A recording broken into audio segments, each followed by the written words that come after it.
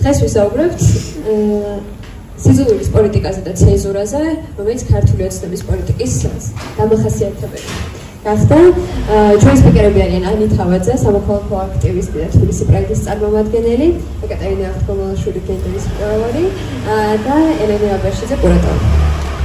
შემიძლია მოგიყვანოთ თქვათ მაგალითები რუსეთში შეგვიძლია დავესწროთ და ასე ვთქვათ ჩვენ ქართულ სინამდვილესაც რაც გულისხმობს ამაში.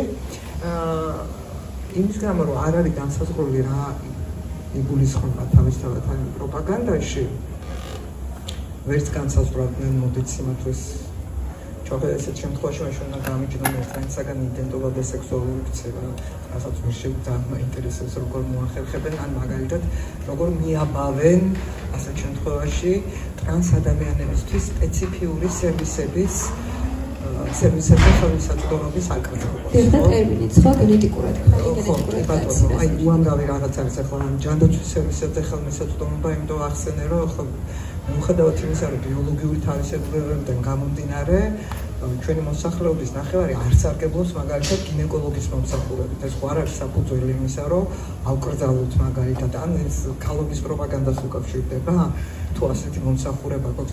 სრული აბსურდი არის შინაარსში რომ შეხვდეთ იმდენად გაუმართავი, იმდენად გაუგებარია ეს ყველაფერი, რომ ძალიან გაუჭირდებოდათ ყველაფერი ამის აკინძვა და შეკვრა რაღაცა ისეთი ლოგიკურად, ხო? და რაც შეეხება ახლა რომ მივუბრუნდეთ იმ საკითხს მაგალითად რა ეჭვს აჩენს კი არა და როგორ შეიძლება იქნას გამოყენებული პროპაგანდისთვის ის რომ კანონში არ აქვს კაფეო განსაზღვრება როგორც ერთ-ერთმა პარლამენტარებმა შარმანაშვილმა განაცხადა რომ თურმე სასამართლოს დისკრეცია იქნება რომ განსაზღვროს არის თუ არა ეს მაგალითად პროპაგანდა პოპულარიზაცია.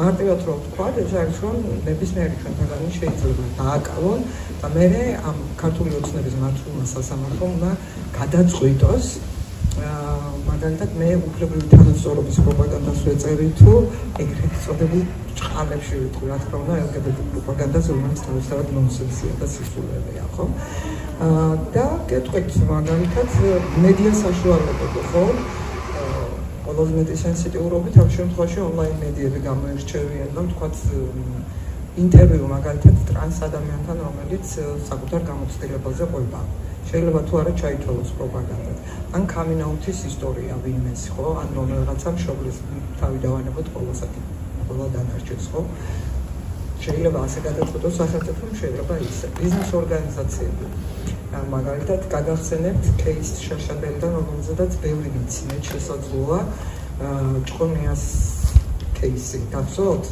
Happy Meal-ში რო იპოვნეს თურმე რაღაცა ისტორია ელტონ ჯონთან დაკავშირებით და რაღაც ისეთი დიდი სათაურებით იბეჭდებოდა სტატიები ასავალ-დასავალში ელტონ ჭყონია აღებულ როგორ მკვნის ქართულ ახალგაზრდებს ნებისმიერ შემთხვევაში აი ამ ეზოს ასე ვთქვათ ყავს ვიღაცა ასე ვთქვათ ვისთანაც შეთანხმება უნდა დადოს დააფორმოს მაგალითად ორგანიზაციები და მოაწყოს ერთ-ერთ შეხვედრა შესაძლოა ჩათვალონ ეს როგორც პროპაგანდის ხელშეწყობად თავისუფლად ან სივრცე რომელსაც გამოფენისთვის დაგითმობენ ან ნებისმიერ შემთხვევაში ხო აკადემიური სივრცე მე მაგალითად აკადემიურ სივრცეში სიტყვაზე რომ ვიყო იურისტი და სტუდენტებს მინდა ავუხსნა სტრასბურგის кейსი ვთქვათ გენდერის სამართლებრივ აღიარებასთან დაკავშირებით და ამასთან დაკავშირებით ბუნებრივია რომ ამისთვის მომიწევს ახსნა რა არის ტრანსგენდერობა ან მაგალითად სტუდენტმა კითხვა დასვა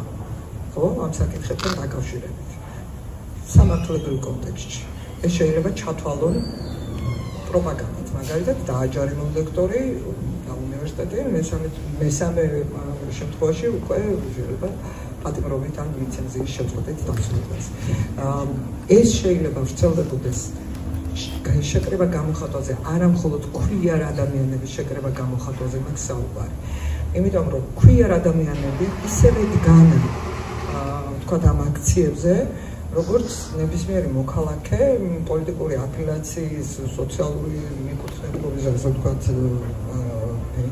ან ნებისმიერ შემთხვევაში შეიძლება გამოაცხადონ მაგალითად რომ ეს არის რაღაცა ვთქვათ რაიმე ამ ქუიარ ორგანიზაცია ხო ასე შემთხვევაში და პერსონაჟებს ვიტყვი რა შეიძლება ჩაითვალოს. მაგალითად ის მოგყვანთ რომ ყავდა ის ბაზარი გრიგორიადის პენსიონის შემახსენეთ კარგი მაგალითი არის ამისი. ხალ შეიძლება ვიღაც მომედაოს რომ ჩემი შავი ფერი ან ვარცხნილობით ან წინასწარი ან არ ვიცი ბეჭდები ან საყურეები არ მოეწონოს ვიღაცას და თქვას რომ მოსიარული პროპაგანდაა. დაუშვებად გაჩნიათ ეს ჩვენ ხელისუფლების და სასამართლოს პარტიებში და ჩვენ უნდა ვანდკიცოთ უბრალოდ მერე რომ ეს არ არის პროპაგანდა, ან ნებისმიერ შემთხვევაში თქვა უფლებრივი თანასწორობის პროპაგანდაზე ვსაუბრობ და არა თქვაც LGBT საკითხების პროპაგანდაზე. ანუ რა მოაწესრიგებს ამ ყველაფერს სასამართლო, რომელიც კალვინების ქვეშ არის. მოგოვა. თქვენთან გამოვინაცვლებ.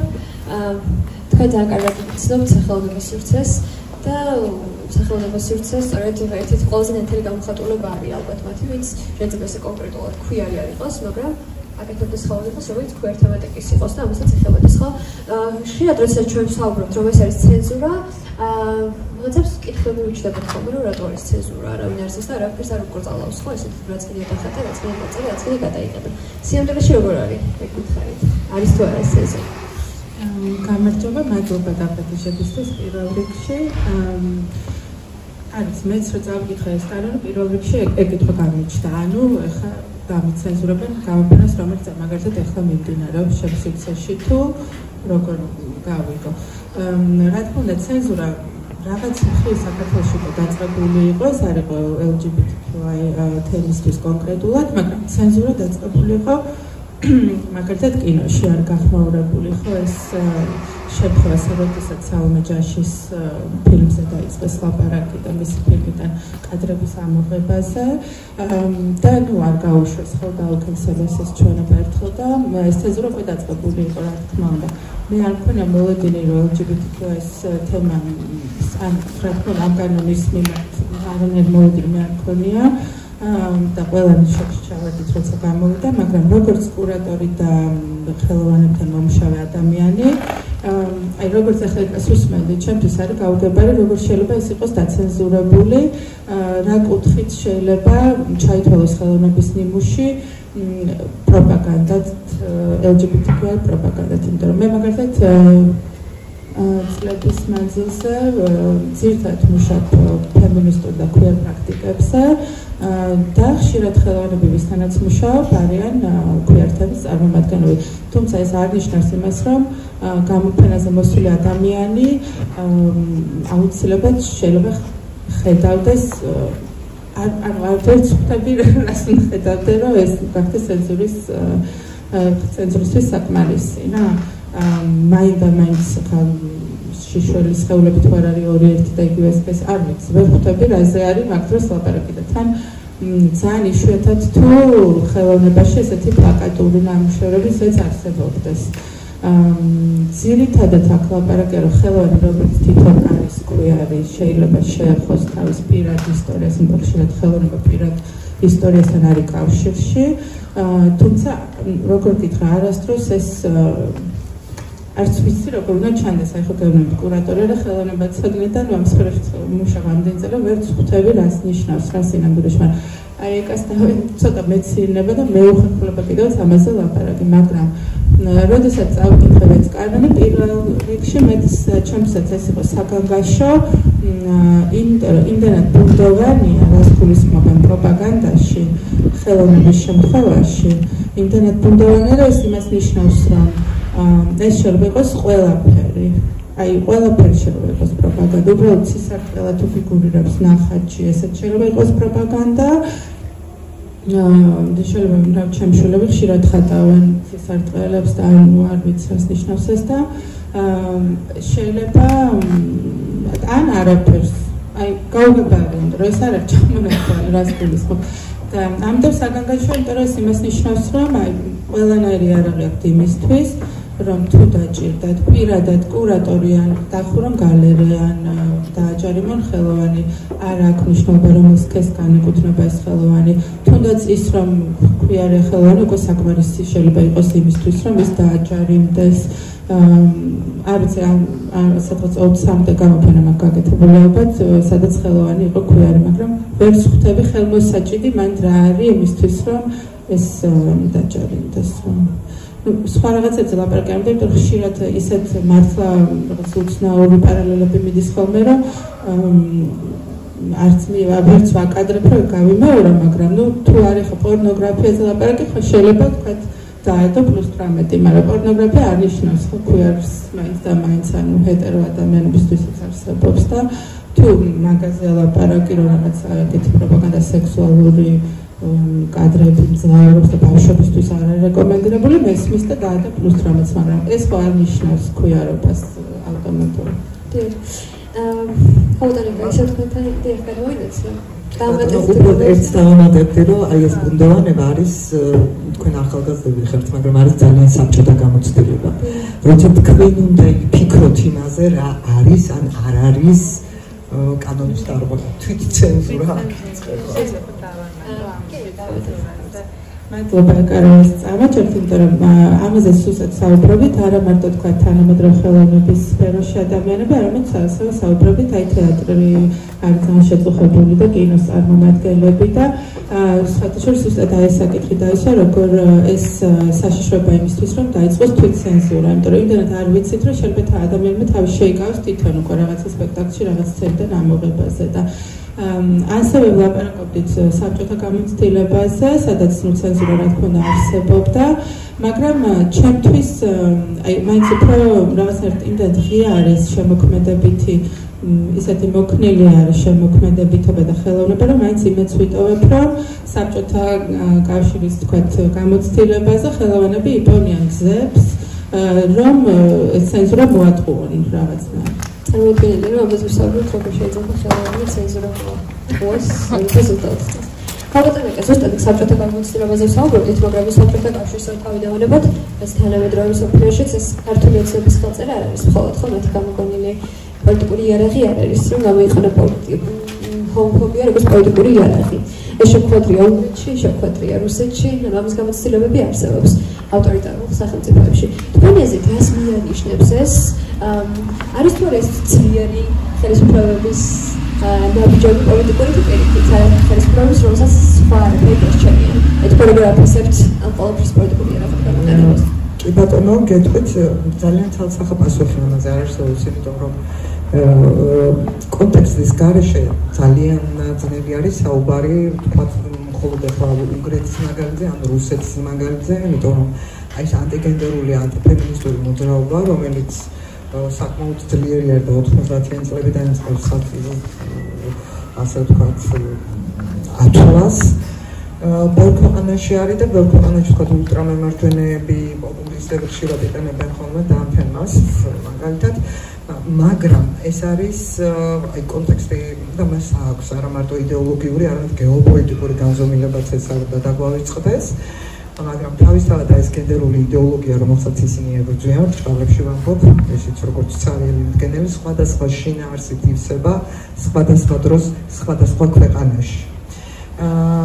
ამიტომ მე მაგალითად აი პარალელები, რა თქმა უნდა, არსებობს, მაგრამ მას სამწუთში მართლა ვერ ჩავატარ ამას ყველაფერს. მე ერთადერთი მაგალითად რჩევას მოგცემდით, რომ ჩვენ საკუთარ რეალობას რომ დავუბრუნდეთ, რომელიც მეტნის გასცებას ამ ხნის განმავლობაში სწორედ რუსეთში მიმდინარე პროცესებთან ამჟღავნებს, რომ გადავხედოთ ბოლო 20-25 წლის მედიას, მაშინ შეამჩნევთ გამოკვეთილად, რომ პოლიტიკური 90-იან წლების ბოლო არის ის პერიოდი, როდესაც ამ საკითხით დაიწყო პოლიტიკური სპეკულაციები ჩვენს ქვეყანაში. 98 წელი, ზუსტად ვთქვათ, შემიძლია პოლიტიკური ძალაც გითხრათ, შემიძლია გითხრათ ტერმინები, როგორც შემოვიდა ეს საკითხი. და მას მერე ჩვენი, ასე ვთქვათ, პოლიტიკური დისკურსის განუყოფელ ნაწილად იქცა. გამონაკლისს ერთადერთი წარმოადგენდა ბოლო რამდენიმე წელიწადი, როცა ასე აქტუალურად არ იყო, ღიად და გარიხული იყო სოციალურ ქსელებში. და დინამიკას რო შეხედოთ, შინაარსობრივი თვალსაზრისით ხომ პირდაპირ გაჩვენებთ, როგორ გამოიყენებოდა ის ანტიდასავლური განწყობების გასაღებებლად, პოლიტიკური ოპონენტების მარკირებისთვის, როგორც გარყვნილების და ასე ვთქვათ, ხელის დაფარებაში დადანაშაულებიდან დაწყებული, რა ვიცი, 1000 რაღაცაში და ამავდროულად აი პოლიტიკური ოპონენტის მარკირებასთან ერთად ასე შეეძლოთ საკუთარი თავის მონიშნად, როგორც ქართულობის და ქართული ტრადიციების და ღირებულებების დამცველისა და ძალიან იაფასიანი გზა არის, ხო, მეტი არაფერი არ მოგეთხოვებათ, გარდა იმისა, რომ თქვათ გავაწყოთ LGBT ადამიანები საკმარისია იმისთვის, რომ თავი მონიშნოთ, როგორც კონსერვატორმა და ღირებულებების დამცველმა ადამიანმა. ამის გარდა ვთქვათ, რომ გააყოლოთ თვალი, ვთქვათ, აი დინამიკას ძალიან ნათლად ჩანს, ვთქვათ, როგორ იყენებდნენ, ვთქვათ, სკამის შესანარჩუნებლადაც და მოსაპოვებლადაც და ეს ჰომოფობიური სიძულვილის ენის პიკი ემთხვევა ხელისუფლებაში პოლიტიკური კრიზისის პერიოდს. პირველი ასეთი კრიზისი და ჰომოფობიური სიძულვილის ენის პიკი იყო 98-2003 წელი, ეს არის ის პერიოდი, როდესაც მოქალაქეთა კავშირში გაჩნდა ახალგაზრდა რეფორმატორების ჯგუფი სააკაშვილი ჟვანიას ასე ვთქვათ მეთაურობით და სწორედ მათგან იყო მიმართული სიძულვილის ენა, ჰომოფობიური სიძულვილის ენა, რომელსაც მაშინდელი აღორძინების ლიდერი ასლან აბაშიძე და მისი გუნდი იყენებდა. მითი იყო, რომ აი ცისფერების შეთქმულება მზადდება საქართველოში და ისინი ხელისუფლებაში მოსვლას გეგმავენ და ასე შემდეგ. მერე ჩაცხრა და 2007 წელს, როგორც კი ხელისუფლებაში, მაშინდელ ხელისუფლებაში კრიზისი გაჩნდა, ავტომატურად იწყება უკვე, ვთქვათ, ხელახლა ეს ჰომოფობიური სიძულვილის ენის პიკი და მაშინდელი ოპოზიციური პოლიტიკური სპექტრი ძალიან აქტიურად იყენებდა ამას ანტიდასავლურ კონტექსტშიც.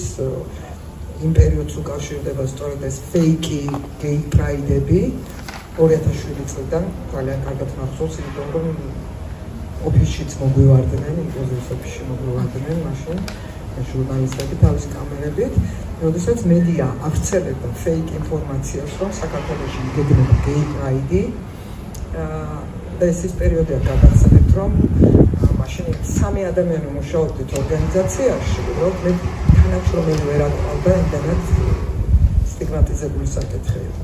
და ამ დროს მაგალითად ალია ავრცელებდა ინფორმაციას, რომ ფოთში იგეგმებოდა LGBT პრაიდი, რომელშიც 5000 ადამიანს უნდა მიიღო მონაწილეობა. ფოთში სადეტეოდნენ, ესეც კი არ ვიცი, სხვას რო ყველაფერს დავიდა.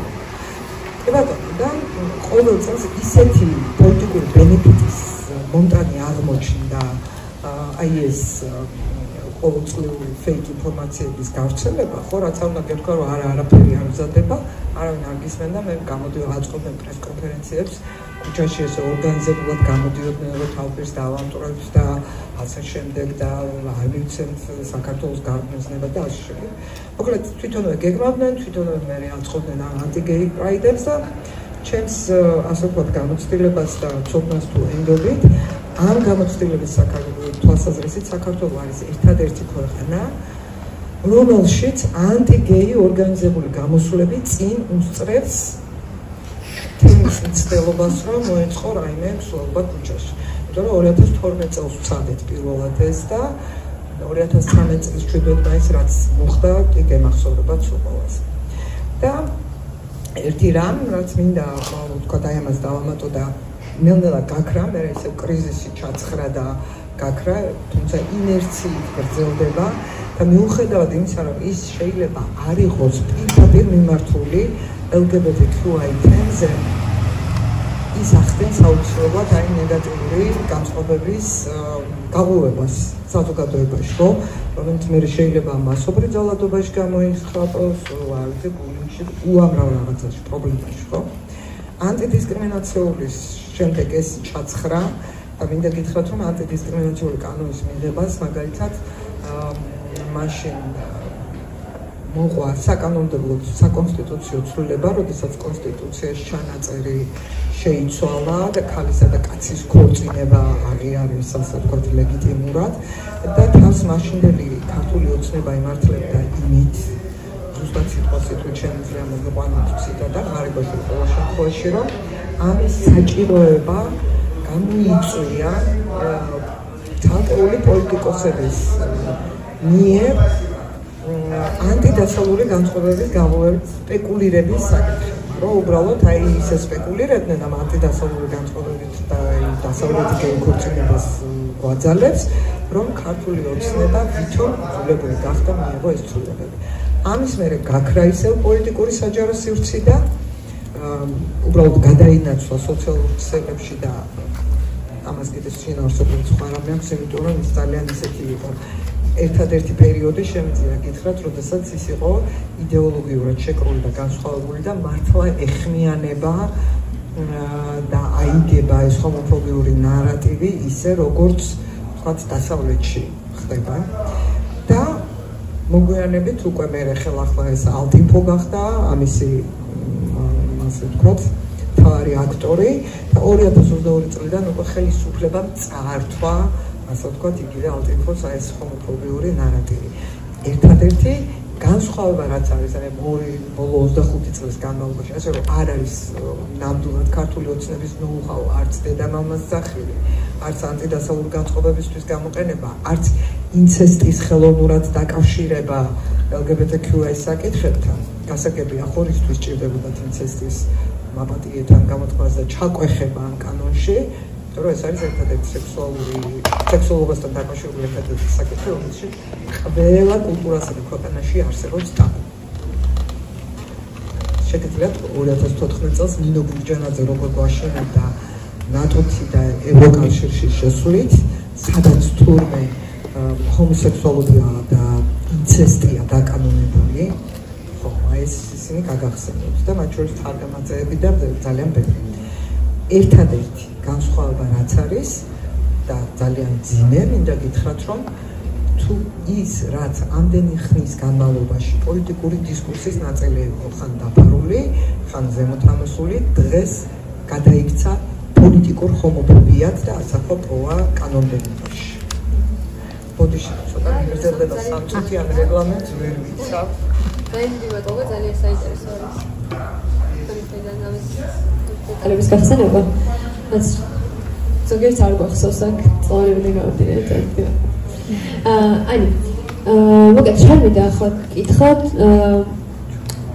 ჩვენ ვისაუბრეთ შანს ხელოვნების მხრიდან შევხედეთ ხო, საზოგადოების მხრიდან შევხედეთ, ქალების მხრიდან შევხედეთ რაც. ყველაფერთან გამიხდეთ ფაქტობრივად ეს კანონი და ამ კანონის უკან დგანან ადამიანები ქვიერები თემი, რომელსაც პირდაპირ ეჯახებიან ამ რეალობას და ფაქტობრივად საკუთარ ქვეყანაში იკრძალება მათი არსებობა. რა ხდება ქვიერ თემში, რა განწყობები არის ქვიერ თემში, ტოვებთ თუ არის საქართველოს ხედავენ თუ არა მომავალ სამ ქვეყანაში, საერთოდ რა ხდება ქვიერ თემში? ხო, როგორც წინასწარ ხმთლიანად ქვიერ თემის სახელით ნამდვილად ვილაპარაკებ, თუმცა ის წვდომა რაც აქვს თემთან ჩემი საქმიანობიდან და ისედაც, საქმიანობიდან გამომდინარე და ისედაც პირველი ანუ 29 თებერვალს, როდესაც გამომდინარეზე გამოგვიცხადა ეს მძიმე შინაარსი, მაშინვე მქონდა მას უკვე ძალიან მწვავე გამოხმაურება თემის წევრებისგან, პირდაპირ შემოგვდიოდა მესიჯები, როცა ადამიანები გვწერდნენ, რომ ამას ამოვბეჭდა, ანუ ჩვენ დრაფტიც კი არ გვაქვს საკანონმდებლო ცვლილების ინიციატივის და ამას ამოვბეჭდა და ამითი მოვითხოვ თავშესაფარს და ძალიან მძიმე იყო ის რეაქცია, რაც მათ ჰქონდათ და აქედანვე დაიწყო ფაქტობრივად მზადება ქვეყნის დატოვებისთვის. კარგად ვიცით ისედაც, რომ ქვიარ ადამიანების გადინება ქვეყნიდან წლებია უკვე ხდება. მიუხედავად იმისა, რომ ამ იდენტობის ნაწილში ქვიარ თემს ნამდვილად აქვს უნიკალური პრობლემები, ქვიარ თემი ისევე როგორც ყველა სხვა ჯგუფი არის ამ ქვეყნის მოქალაქეები არიან ეს ადამიანები და შესაბამისად ის პრობლემები, რაც ყველა სხვა წუხებს იქნება, ეს უკიდურესად უჭირე იქნება ეს რაცა სოციალური პოლიტიკის არარსებობა თუ სასამართლოს არარსებობა თუ სხვა, ეს პრობლემები ამ ადამიანებს აქვს და ხშირად კიდევ უფრო მეტად მძიმედ ვიდრე სხვა ჯგუფებს. აქედან გამომდინარე მიზეზები, რატომაც ქვეყანას ტოვებენ შეიძლება ძალიან რაღაც მრავალფეროვანი იყოს, მაგრამ ის რომ მათ ფიზიკური უსაფრთხოების და უბრალოდ არსებობის ამ ქვეყანაში უსაფრთხოდ არსებობის და ფუნქციური ცხოვრების შესაძლებლობა არ აქვს, ნამდვილად არის მიზეზი, რატომაც ესეთი გადინება ხდება. შესაბამისად ხო ეს რეაქციები ნამდვილად წამოვიდა, მანამ სანამ საკანონმდებლო ინიციატივაც კი იქნებოდა და მხოლოდ რაღაცა იზრდება ეს ტალღა იმ ადამიანების, რომლებსაც ქვეყნის დატოვება უნდათ. აქ ჩემი აზრით ძალიან მნიშვნელოვანი ნაწილი, რაც ხშირად გვხვდება ხოლმე არის ის, რომ წლების განმავლობაში ანუ სათემო ორგანიზაციები, რომლებიც არსებობენ, LGBT ორგანიზაციები, რომლებიც არსებობენ, სხვადასხვა მიმართულებებით მუშაობენ, ხო? ანუ აქ ძალიან მნიშვნელოვანია ვახსენოთ სასიცოცხლო მნიშვნელოვანი სერვისები, რომლებსაც LGBT ორგანიზაციები ახორციელებენ, იქნება ეს ფსიქოსოციალური თუ ჯანდაცვის საკითხებთან დაკავშირებული სერვისები, ისე იურიდიული დახმარებები. ეს არის რაღაცა ერთი ნაწილი, ასევე ორგანიზაციები მუშაობენ საზოგადოებრივი განწყობების ცვლილებებზე, რომელიც ბევრად უფრო გრძელვადიანი პროცესია და შედეგებიც რაღაც ბევრად უფრო გვიან მოდის ხოლმე და ხშირად LGBT ორგანიზაციები ფაქტობრივად ანაცვლებენ სახელმწიფოს ფუნქციებს. იმიტომ რომ სახელმწიფო რაღაცა არასრულებს ამ ფუნქციას რაღაც ადამიანების დაცვის, არამედ ხშირად თვითონ არის თანაავტორი ამ საკითხების გაუარესების. და რესურსები ამ ყველაფრის არასამთავრობო ორგანიზაციებს ძალიან მწირი აქვთ. აქ ეხლა ჩვენ არ ვსაუბრობთ მხოლოდ ეგრეთ წოდებულ LGBT პროპაგანდის კანონზე, არამედ უნდა ვისაუბროთ ეს კანონი როგორ მოდის თანხმედრაში რუსულ კანონთან.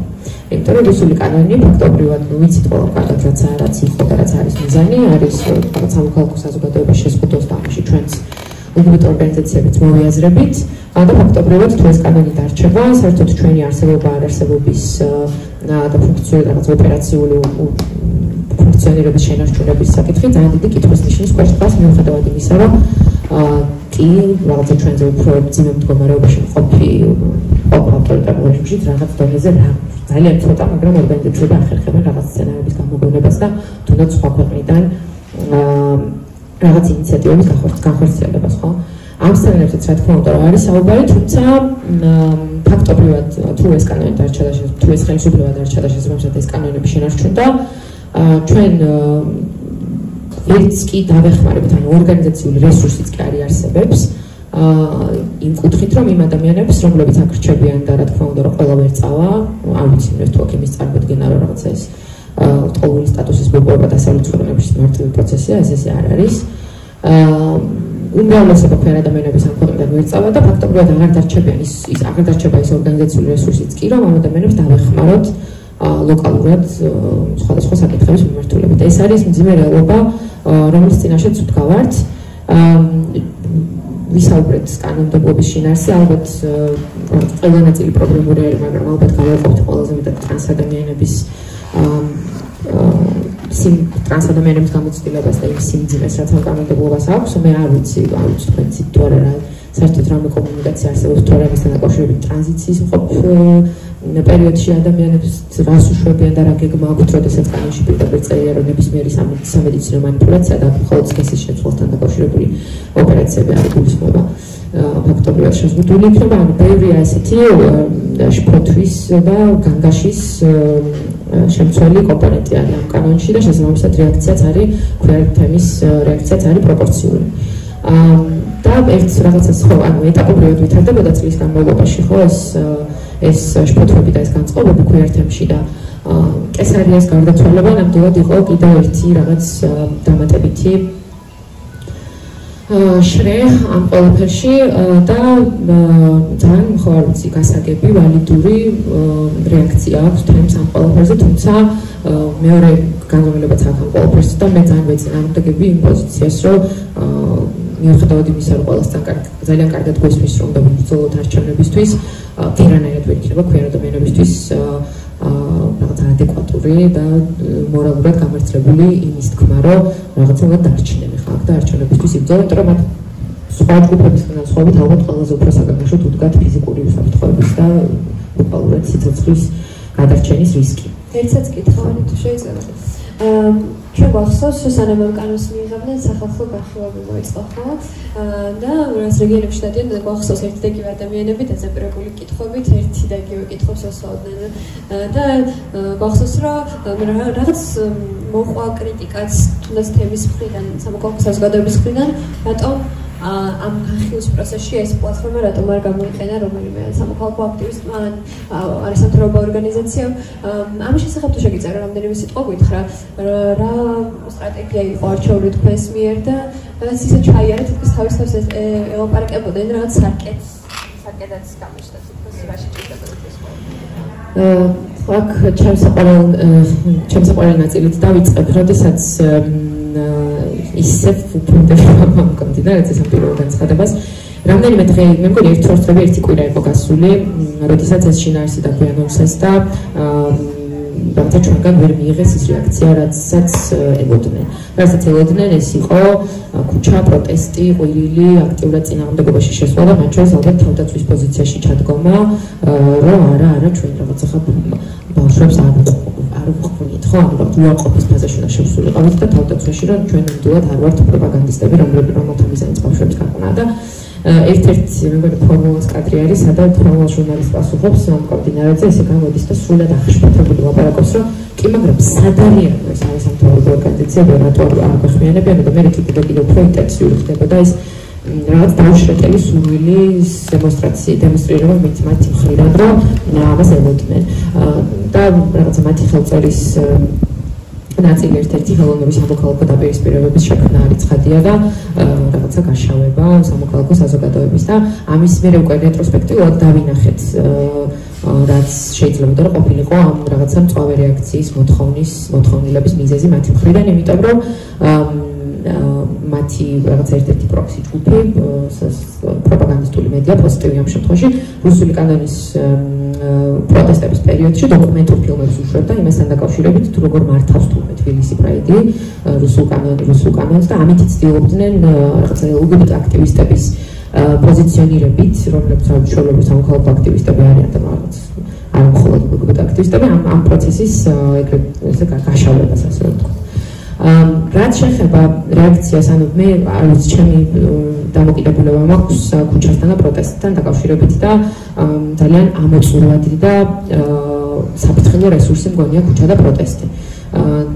ყოფილა ბოლო 5 წელია მე რაც ამ პროცესებს ახლოს უყურებ, თუნდაც რაღაც 20 იმის რო დავუბრუნდით 2019 წელს, ხშირად ყოფილა ხოლმე ხო ეს ფრუსტრაცია, რომ აი რაღაცა ვიღაცამ დაშალა პროტესტი, რატო არ გადავაგრძელეთ 175 დღე ვიდექით და რატომ არა 275 დღე, ანუ უნდა გავიაზროთ, რომ პროტესტი არის ძალიან მნიშვნელოვანი რესურსი, მაგრამ არის ისეთი რესურსი, რომელიც მათ შორის სტრატეგიულად და პრაგმატულად უნდა იყოს მართული, იმიტომ რომ რაღაც არსებობს ეგრეთ წოდებული ბერნაუთი, პროტესტის ბერნაუთიც არსებობს და არსებობს ძალიან დიდი იმედგაცრუება, რაც პროტესტს რაღაც უაზროდ გადაგრძელებულ პროტესტს მოსდევს და ხშირად ხდება ხოლმე მერე ნიჰილიზმის წყარო.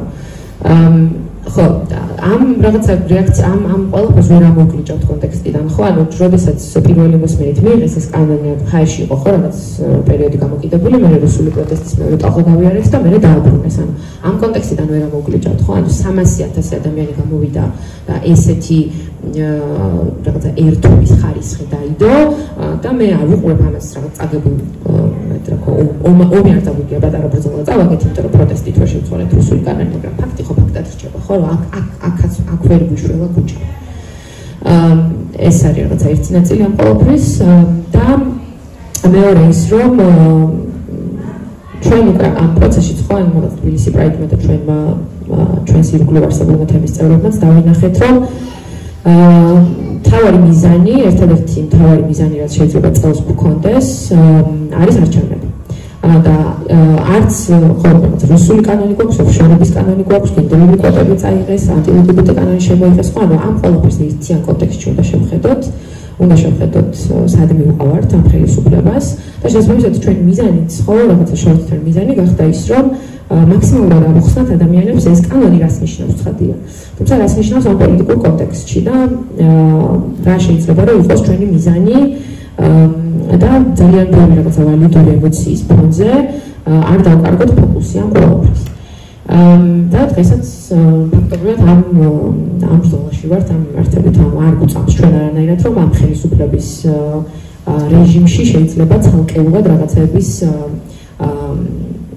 რაღაცებთან წინააღმდეგობაში შესვლას კონდეს აზრი და შესაბამისად უნდა ვებრძოლოთ ამ რეჟიმის ძალაუფლებიდან ჩამოშორებას. ჩამოშორებისთვის უნდა ელენე მინდა შეგკითხა, დასასრულს გამოვიდეთ, მაგრამ ძალიან მნიშვნელოვანი საკითხი არის და მინდა რომ ვისაუბროთ თქვენი პერსპექტივაც გავიგოთ ამასთან დაკავშირებით. სულ ცოტა ხნის წინ, წინ გადადგა თეატრი ლუკიანი კულტურის მინისტრის პოსტიდან და ზოგადად ბენზინა ივანიშვილის კულტურასთან ბრძოლა ნაწყებულა ამით, ხო? თქვენ ახსენეთ იყო განთავისუფლებები მუზეუმებიდან, იყო კინოცენტრის პროტესტები, მოკლედ ყოველთვის ყურადღების ცენტრში იყო კულტურა ბიზნესთვის.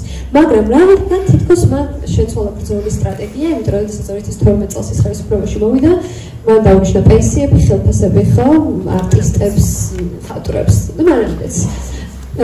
რამ გამოიწვია თქვენი აზრით მისი ეს ცვლილება და კულტურის გამოყენება მისთვის, მხოლოდ ის ხო არ იყო, რომელიც კანონის ფარგლებში ცენზურა, ეს ხო დასჯის მექანიზმია და აი ეს შეაფასოთ თუ შეგიძლიათ ბიზნეს ივანიშვილის დამოკიდებულება ზოგადად კულტურასთან სანამ ცენზურამდე მივიდა.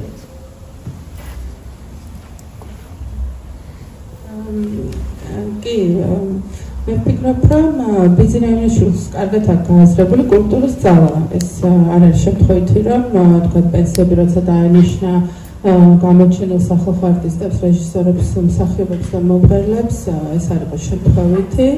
თავისთავად და არც ის არის შემთხვევითი, რომ თეატრი ლუკიანმა აი ამ ხელა მართლა რეპრესები შეიძლება ამას დაერქვას გაატარა კულტურის სფეროში. პირველ რიგში სახელმწიფო ინსტიტუტებში, როგორც არის მუზეუმები, თეატრები, ხო, კინო, თქვა პირველ რიგში ესეთ დიდი ინდუსტრიებში, რომლებსაც სახელმწიფო დიდი დაფინანსება აქვს ყოველწლიური სამინისტროდან, მე ისეთ სფეროდან მოდივარ, რომ ჩვენ ეგეც არ აქვს, ამიტომ მაგრამ არ არის გასაკვირი, რომ ყველა ტოტალიტარული რეჟიმისთვის და ალბათ ეს შეგვიძლია ესეც ვილაპარაკოთ ხო ჩვენ თავებაზე კულტურა, თქვა ქალის და LGBTQI რა ქვია უფლებები ყოველთვის იყო ერთ-ერთი ინსტრუმენტი კონტროლის, ხო? თქვა დინარაძე როცა ლაპარაკობდა ამ კანონის თავიდან, ასევე მაგ დროს იყო ლაპარაკი ქალის რეპროდუქციაზე და აბორტის აკრძალვაზე, ხო? ეს არ არის შემთხვევა, რომ მარტო ხელახალს უფლება არ აქვს აიყვანოს თუ ინვიტრო და სხვა და სხვა.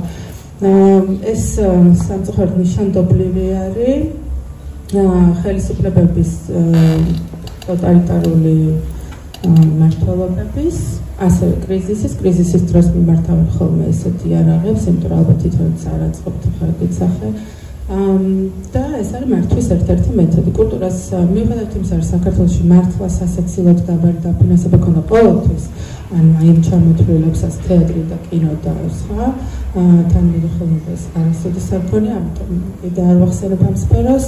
მიუხედავად იმისა, რომ ძალიან დაბალი ანაზღაურებით მუშაობდა ყველა ის მუზეუმიდან გაგდებული თანამშრომელი კაპიკებზე და მხოლოდ სიყვარულის გამო თავის საქმის მიმართ და მართლა თავის ქვეყნის და კულტურის მიმართ, მიუხედავად აი ისედაც აი ამ დამცინავი მდგომარეობების, სადაც ამ ადამიანებს უწევდათ და უწევდა ყველას მუშაობა, მე ჩემს სფეროში მაგალითად უფასოდ მიუხედავად ამისა კულტურაში მომუშავე ადამიანების აზრით მნიშვნელოვანია, კულტურა მნიშვნელოვანი არის ყველასთვის.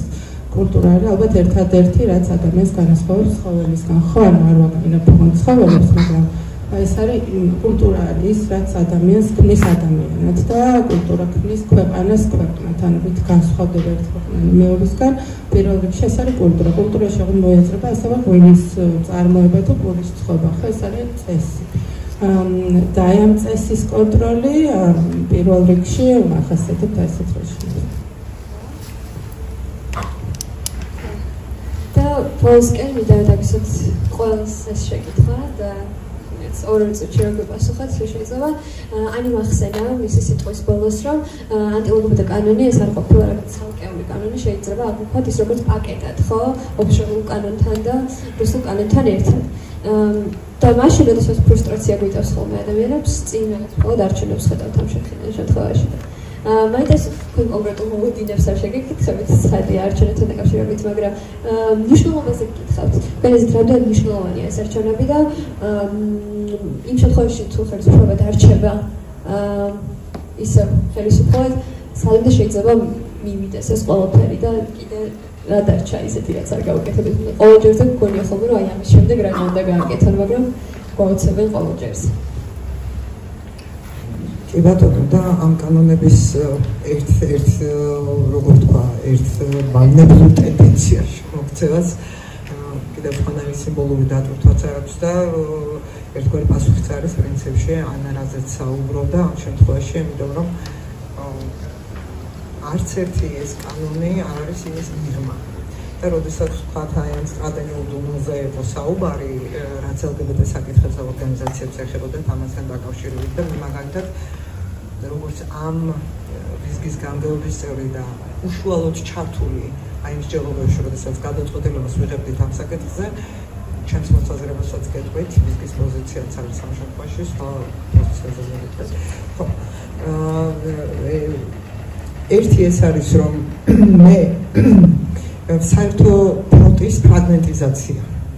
იმიტომ რომ ყველა საკითხი რაც კი ხდება, მოდი ასე ვთქვათ, გვეხება ხო ყველას მეტნაკლებად, იმიტომ რომ მეც მესმის რომ ძალიან უმადური საქმე არის იმ გამოწვევებისა და პრობლემების იერარქიზაცია, რაც ამ ხელისუფლებამ მოგვიტანა, ხო, დაწყებული ქვეყნის გეოპოლიტიკური ორიენტაციის ცვლილებით, გაგრძელებული მაგალითად უფლებების შეზღუდვით, რეპრესიებით, ქალაქის ჩაბეტონებით, არ ვიცი. ყველაფერი მეხება. ილიას უნივერსიტეტის გვერდითაც ვდგავარ, შუქრუთელების გვერდითაც ვდგავარ, იმ აქციებზეც ვდგავ. ყველგან ვარ, იმიტომ რომ ქვიარობა არ არის ჩემი ერთადერთი იდენტობა. ხო, მე ამ ქვეყნის მოქალაქე ვარ და სხვების თანასწორად მაწუხებს, ვთქვათ, მექნება თუ არა ქვეყანა ხვალ.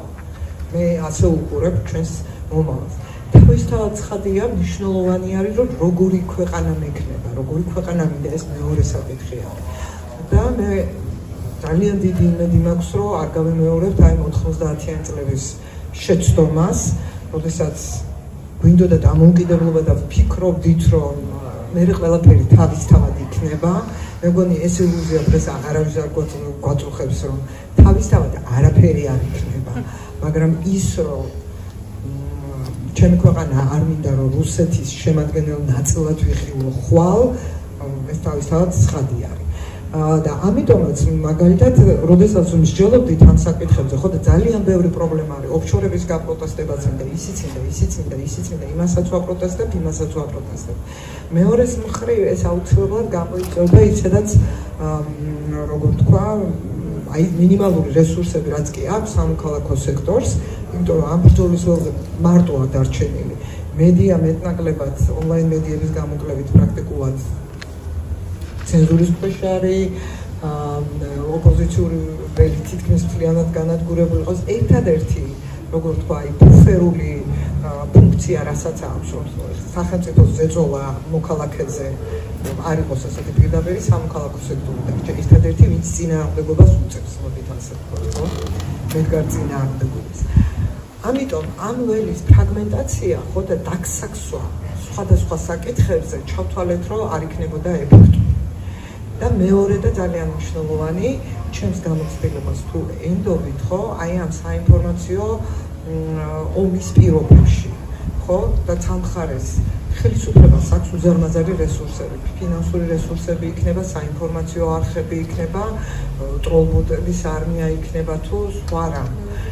ხო, ამ საკითხებზე მასთან დებატებში შესვლა ასეთ პირობებში, ხო, ერთის მხრივ მისია საინფორმაციო ველი, პარლამენტში მე არავინ არ მიშვებს, რომ შევიდე მიკროფონს შენივრად იმღილად შენივრად აწვევიან და გამოვხდავენ. ერთადერთი რაც შეგვიძლია ჩვენი ჩართვით ამ პროცესში, ეს იქნებოდა ამ საინფორმაციო ხმაურის გაძლიერება. მედი არაფერი. მათი თამაში.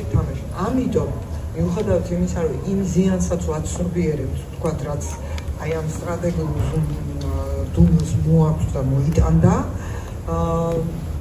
უფრო მცირე ზიანის პოლიტიკა ვარჩიეთ ასეთ შემთხვევაში.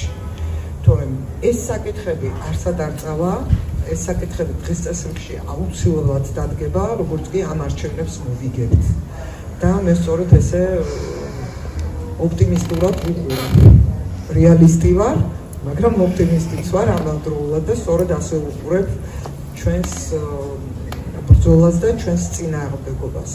ერთი იმის გამო, რომ მარტოები არა ვართ, და მეორე იმის გამო, რომ სიჩქარის გამო, აი ცვლილებების სისწრაფის გამო, იქნება ეს LGBT, ანტი-LGBT, მოდი ასე ვთქვათ, პროპაგანდა, რომელსაც ხელისუფლება ეწევა, რეპრესიები, რომელსაც სამოქალაქო საზოგადოების წინააღმდეგ ახორციელებს, იმდენად მოკლე დროში ცდილობს ამის გაკეთებას, ამას რუსეთში დაჭირდა 15 წელი. და საქართველოში, სადაც ადამიანები არ არიან ესე დაქვემდებარებულები, არ არიან ჯერჯერობით პოლიტიკურად აპათიურები, ამგვარი პროპაგანდის ზეგავლენა არ არის იგივენაირი, როგორიც არის რუსეთში. ჩვენ არ ვართ აი ეს მორჩილი უმრავლესობა, რომელიც არსებობს დღეს რუსეთში. ამიტომ ხნედ გამარჯვება ჩვენ. თავარი არის არჩევნებზე შევძლოთ ბევრი ადამიანის მობილიზება და მისვლა. მე ვფიქრობ, რომ ეს არის ყველა ჩვენთაგანის პირველი ჯერის ამოცანა. ბოდიში სადღაც ჟანრში გადავდივარ ხოლმე. ვეთახები აბსოლუტურად ერთ რაღაცას ვიტყვი მომავალზე კიდე უბრალოდ. ძალიან მნიშვნელოვანია მოლოდინების მართვა იმ თვალსაზრისითაც, რომ კარგ სცენარში, სადაც გვეყოლება ახალი მთავრობა, იქნება ძალიან ბევრი სამუშაო LGBT თემების მიმართულებით, ანუ ჩვენ ყოველ შემთხვევაში არ ვართ იმ ილუზიის ქვეშ, რომ რაღაცა ავტომატურად ახალი ხელისუფლება ნიშნავს LGBT საკითხების რაღაც ინტენსიურად წინსვლას და ხო ამ მიმართულებითაც ხოლმე უფრო საგანგაშო საკითხი გვაქვს გადასაწყვეტები, ხო? თორემ მაგის მიღმა პრაიდიც და რაღაცა ჩვენი თემის წევრებიც და სხვა ორგანიზაციებიც უკვე ვფიქრობთ იმ სცენარზე, როგორ უნდა მოხდეს ახალ ხელისუფლებასთან ამ თემატიკაზე მუშაობა, იმიტომ რომ იქაც არ გვაქვს კარგად საქმე. ხო, ეს ყველაც მინდა, მაგრამ мотиваციაში აბსოლუტურად გეთანხმებით და მოყვებით და თქვი ძალიან ზუსტადაც, რომ რაღაცნაირად ეგრეთ გასახა საკითხი, რომ სამოქალაქო საზოგადოების ნებისმიერი ორგანიზაცია, რომელიც საერთოდ შეიძლება არ მუშაობდეს პირდაპირ დემოკრატიულ ინიციატივებზე და არჩევნებზე და ასე შემდეგ, არის რაღაც არჩევნებზე აკეთებს სწავლებას და ეგ ძალიან მიხარია და არის მათ შორის მიზეზი, რატომაც მგონია, რომ აბსოლუტურად მოვიგებთ. საბარს მინდა რომ ერთიანს დავამატო და კითხოთ, როგორც ისე ძალიან ერთიანია, ხო? აი მაგალითად ჩვენ სამოქალაქო საზოგადოება ძალიან ერთიანია, რომელიც აქტივისტები ძალიან ერთიანია. კულტურაც როგორც ისე ძალიან ერთიანია იმ ნაწილში, რომ ამ პოლიტიკთან ბრძოლა საჭიროა და კი, საერთოდ ესეა და ერთი ძალიან სასაცილო მაგალითად შემიძლია მოვიყვანო, ერთმა ძალიან საინტერესო ხელოვანმა, რომელიც ეთილშობილი ადამიანია, ზედმეტად პოზიტიურად აფასებს ხოლმე რაღაცებს, ერთხელ მითხრა, რომ მაინც რა მაგარი არის ეს თეატროლოგიანება, ვერ მივხვდით უცებ რატო და არა, იმიტომ რომ აი ამ ხელა წინააღმდეგობის გაწევა გიწევთ სფეროსა და ესე გაერთიანდით, რომ რაღაცა პოზიტიური შეიძლება მართლა მოყვა ამ ყველაფერს. ეხლა ნუ ხუმრობით ვამბობ, მაგრამ ესეთი გაერთიანებული ხელოვნების სხვადასხვა სფერო ჩემი არ მინახავს და იმედი მაქვს, რომ კიდევ უფრო გავერთიანდებით ყველა სფეროს წარმომადგენლები. მადლობა ყველას, აუცილებლად ორი კითხვის დრო გვექნება მხოლოდ და გავსვათ ეს შეკითხები. ყველას მადლობას გიხდით პირველ რიგში, თქვენ ძალიან საინტერესო საუბრისთვის და რაც შევიძლია ჩემი მხრიდან, როგორც საუკეთესო აქტივისტის და ჟურნალისტის მხრიდან, ეგ არის, რომ მეც გიეცდებით ამ განწყობაში და იმიტომ რომ რაღაც სხვა გზა არის დაგვრჩენია და ამ ბრძოლაში რომ ხნედ შევიდეთ, ეგ მე მგონი ძალიან გამოგვედგება. ორი კითხვისთვის გვექნება მხოლოდ დრო და ათინა და საკუთავს. გამარჯობა, მადლობა პირველ რიგში. ეგ თქვენთან მაინტერესებდა, როდესაც საუბრობდით, რომ ყოველ ჯერზე, როდესაც ანტი-LGBT პროპაგანდა იწყებოდა ხელისუფლებების მხრიდან, არსებობდა რაღაც პოლიტიკური ინტერესი ამის, იმიტომ რომ რაღაც გარდამტეხი მომენტი იყო მაშინ იმ პოლიტიკური ჯგუფებისთვის. მაინტერესებდა თქვენი აზრით 2013 წლის 17 მაისს რა იყო ასეთი პოლიტიკური მდგომარეობა და მოვლენა თქვენ ქვეყანაში და თუ იყო საერთოდ და მეორე ასევე მაინტერესებს იმედი თუ გაქვთ იმასთან დაკავშირებით, რომ როცა შეიცვლება ხელისუფლება და უფრო მრავალპარტიული პარლამენტი გვეყოლება LGBT კანონიც გაუქმდება რუსულ კანონთან ერთად, იმიტომ რომ ბოლო დროს მე რასაც ვაკვირდები, რამდენიმე ოპოზიციურმა პარტიამ საკმაოდ ჰომოფობიური განცხადებები აკეთა. და ხო, ამასთან დაკავშირებითაც მაინტერესებდა როგორ არის თქვენ მოლოდინი. მიკროფონი და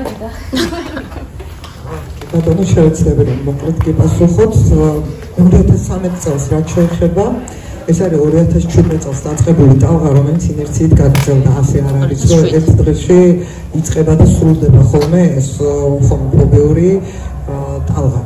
და ყოველწლიურად ძლიერდებოდა. მე შემიძლია გითხრათ 2013 წლის აი წინა სამთვიანი პერიოდი რაც იყო მაგალითად და ეკლესიის როლი ბუნებრივია რომ არ შეიძლება გამოვიცხოთ აქ არც ერთ შემთხვევაში, თუმცა შინაარსობრივად რო წაყვეთ ისიც ძალიან ისეთი ანტიდასავლური შინაარსის არის თავიდან ბოლომდე და კიდევ ერთი რამ რაც უძღოდა და რაც აი პერიოდში და იმ აქციებში და იმ სიტუაციაში ბევრი აქტივისტვის იყო ძალიან იმედგამოცხულებელი.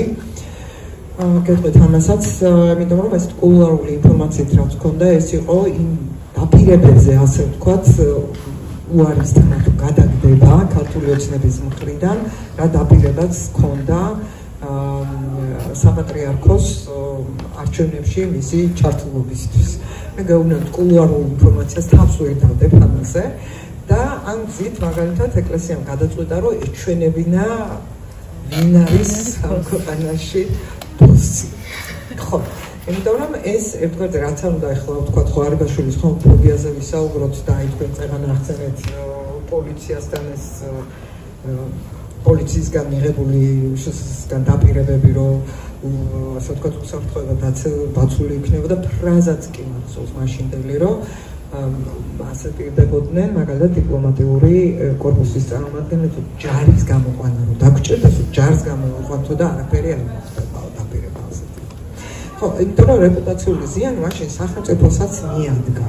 იყვნენ თუ არ იყვნენ თუ დაუშვეს ეს ძალადობა თუ როგორც იყო, ყოველ შემთხვევაში ეს რეპუტაციული ზიანი აღმოჩნდა. და რაც შეეხება ამ ფრუსტრაციას, რაზეც ვლაპარაკობ, იყო სწორედ ეს, რომ ერთი არის, როცა საკუთარი უფლებებისთვის იბრძვი და ბევრი რაღაცისთვის ხარ მზად და იმის გაცნობიერება, რომ უბრალოდ პაიკი ხარ ვიღაცების ჭადრაკის დაფაზე, ხო? გაცნობი პაიკი ძალიან ცუდი არის ამის გააზრება ყოველ შემთხვევაში, რომ არც ვერც დღის წესრიგს ადგენს და ვერც ასე ვთქვათ ქმნი აი პოლიტიკას რომის შექმნაც გინდა. და ეს სხვა სტრატეგიებზე მოქმედებს და უბრალოდ არ ვიცი რამდენად გაგეცით პასუხით, მაგრამ ეს იყო აი ინერციით გაგრძელება, იმიტომ რომ ემატებოდა და სხვათა შორის აი 2012 წელს არჩევნების წინ თუ გახსოვთ თქვენის გავრცელებული კადრები, სადაც ციხეში პატიმრებზე სექსუალური ძალადობისა და წამების კადრები საზოგადოების დიდმა ნაწილმა მონათლა როგორც ჰომოსექსუალური ძალადობა. ანუ გააძლიერა ერთგვარი აი ჰომოფობიური განწყობები. კიდევ ერთი ჰომოსექსუალი სადისტის ასე ვთქვათ მიემატა, ხო, სახელი მიემატა მაშინდელ ნაციონალურ მოძრაობას, იმიტომ რომ ასე თარგმნის. და საზოგადოების გრძნობობაც ამ საკითხის მიმართ იყო სრულიად სხვანაირი, თორე არ ვიცი ხო ერთმა დამთავროს რომ ექსპერიმენტი მომიდომო, მაგრამ შინაგანად ყოველ შემთხვევაში ასე მგონია და დარწმუნებული ვარ, რომ ქალ-პატიმრებზე სექსუალური ძალადობის ფაქტები რომ გახმაურებული იყო, საზოგადოებას იგივე რეაქცია არ ექნებოდა. და თქვენი მეორე შეკითხვა ეხებოდა კანონს თუ გაიწვევენ უკან. ხო, რაც შეეხება აი ამ ოპოზიციურ პარტიებს, ოპოზიციური პარტია არ ნიშნავს, რომ ერთიანი, რა ვთქვა, და ქართულ ოცნებას უპირისპირდებიან, რომ ის რაღაცა ერთიანი დამოკიდებულება არსებობს ამ LGBT საკითხების მიმართ, ან ისინი სპეკულაციაზე უარს ამბობენ, ან რამე მსგავსი. ჩვეულებრივად როგორც აქამდე ვიყავით და შეიძლება ფორმა შეიცვალოს, მაგალითად როგორც მოგვიწევს ოპოზიციასთან თუ ნებისმიერ ხელისუფლებასთან მისთანაც ვინც არ უნდა მოვიდეს მათთან მუშაობა და არა გვაქვს იმის ილუზია რომ ერთი ერთგვაროვანი დამოკიდებულება იქნება არიან მათ შორის არიან ხომფობებიც არც არიან და დღევანდელ პოლიტიკურ სპექტრზე როცა ვლაპარაკობთ ამ ბოლო 25 წელზე ცალკეული ადამიანები ყველა ხელისუფლებაში არსებობდა და არსებობენ, რომლებიც სენსიტიურები არიან ამ საკითხის მიმართ. სამწუხაროდ იგივეს ვერ ვიტყვით პოლიტიკურ პარტიებზე. ანუ პარტიების პოზიცია შეიძლება იყოს ესეთი გაბლარული ფედერალურ თანასწორობას ვემხრობით, დისკრიმინაციულ კანონებს დავაუქმებით. აუცილებლად შევახსენებთ მათ დაპირებას და საკმაოდ ისეთი ფორმით. ჯერ სხვა ბრძოლა გვაქვს მოსაკვეთი ასე. დიდი მადლობა. ნამდვილად ძალიან მნიშვნელოვანი ბრძოლა გველოდება წინ, მაგრამ იმ შემთხვევაშიც იმედიანად მაინც ვართ განწყობილ მასთან დაკავშირებით, რომ ვისაც ვერ საუბრებით, შეიძლება აღიქვას მაინც ის, რაზეც ველაპარაკებით.